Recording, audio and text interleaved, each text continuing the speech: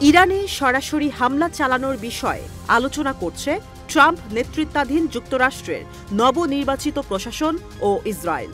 আক্রমণের লক্ষ্যবস্তু হিসেবে তালিকায় রয়েছে তেহরানের পরমাণু স্থাপনা, বিদ্যুৎ ও জ্বালানি কেন্দ্র। সম্প্রতি এই বিষয়ে বিস্তারিত প্রতিবেদন প্রকাশ করেছে কাতার ভিত্তিক সংবাদ মাধ্যম আল জাজিরা। যদিও এমন হুমকির মধ্যেও দৃঢ়তা বজায় রেখেছেন ইরানের সর্বোচ্চ ধর্মীয় নেতা আয়াতুল্লাহ আলী খামেনি। প্রতিরোধের অংশ হিসেবে মহড়া চালিয়েছে Islamic Revolutionary Guard Corps IRGC। গুরুত্বপূর্ণ স্থাপনাগুলোর সুরক্ষা নিশ্চিত করাই এখন সামরিক বাহিনীর মূল লক্ষ্য। ৪৭তম মার্কিন প্রেসিডেন্ট হিসাবে ডোনাল্ড ট্রাম্পের ক্ষমতা গ্রহণের বাকি আর মাত্র এক সপ্তাহ। রিপাবলিকান নেতার দ্বিতীয় মেয়াদে যুক্তরাষ্ট্রের সঙ্গে ইরানের সম্পর্ক কেমন হবে তা নিয়ে চলছে চুলচেরা বিশ্লেষণ। তবে আগামী ৪ বছর তেহরানের ওপর দিয়ে স্টিম রোলার চালাবে ওয়াশিংটন, এমনটাই ধারণা অধিকাংশ বিশ্লেষকের। ১৯৭৯ সালে ইসলামিক বিপ্লবের পরেই ইরানের সঙ্গে পশ্চিমাদের সম্পর্কের অবনতি শুরু হয়। পরমাণু কর্মসূচির জের ধরে গেল ২ দশকে যা ঠেকেছে তলানিতে।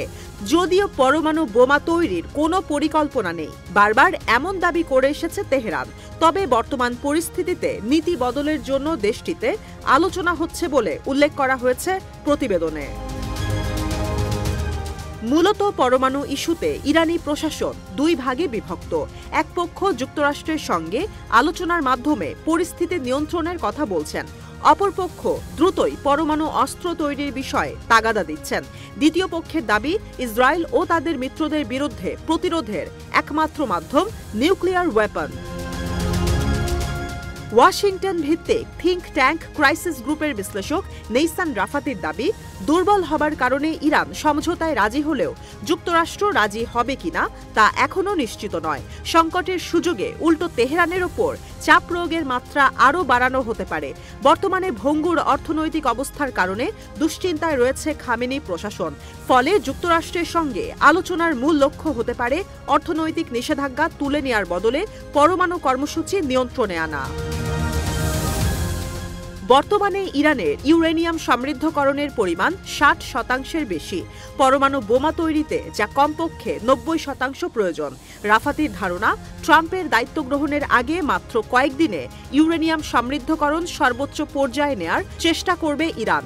এতে শঙ্কিত যুক্তরাষ্ট্র খামেনি প্রশাসনকে সমঝোতায় আসার জন্য ভালো প্রস্তাব দেবে, নয়তো সমৃদ্ধকরণকৃত ইউরেনিয়ামের মাধ্যমে প্রথমবারের মতো পারস্যের ভূমিতে তৈরি করা হবে পরমাণু অস্ত্র।